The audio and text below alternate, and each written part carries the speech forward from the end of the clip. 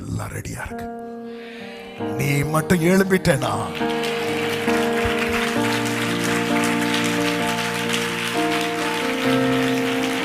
உனக்கு இங்க என்ன காரியம்? எலியாவை எழும்பு, நீ பண்ண வேண்டிய பிரயாணம் வெகு தூரம்.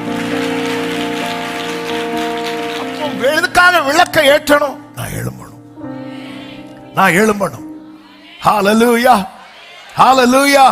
ஆண்டவர்ட்ட கேட்கணும், எதுல இருந்து எழும்ப முடியல, எழும்பணும். பேதுருவை வெளியே கொண்டு வரும்போது அதின் வழியாய் அவர்கள் அப்படின்னு இருக்கு. அப்ப அந்த அவர்கள்னா யாரெல்லாம்?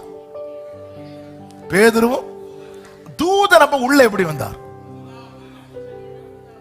திறக்கல, அது இப்பதான் ஓபன் ஆகுது. ஆமே, நமக்கான சில கதவை நம்ம அந்த இடத்துல போறது வர தூதனை கூட தொட விட மாட்டார்.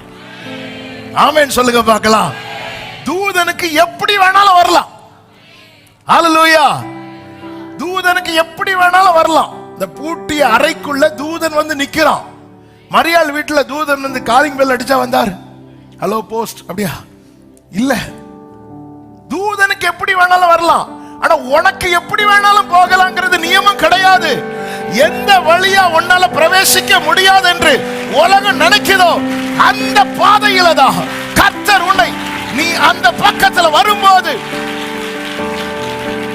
இருப்பு கதவண்டையில் வந்த போது அது எப்படி திறந்துச்சா? தானாய் தானாய் திறக்குது. எப்படி இதெல்லாம் எப்படி? அது உடனே விழுது, தானா திறக்குது, சடுதியில். இதெல்லாம் எப்படி?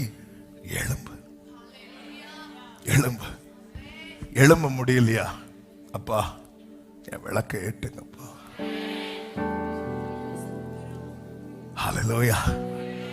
தானா திறக்க வேண்டிய பல கதவுகள் இருக்கிறது. நம்ம என்ன நினைக்கிறோம்? இந்த கட்டு மட்டும் மாறட்டு. நீ எழும்பு, நீ எழும்பு.